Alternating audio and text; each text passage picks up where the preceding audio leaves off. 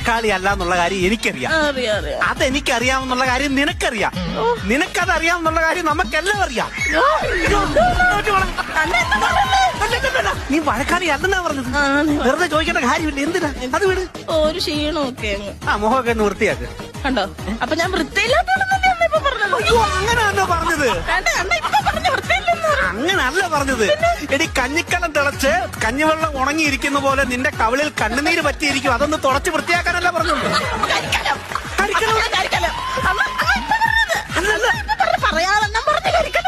കരിക്കണമല്ല.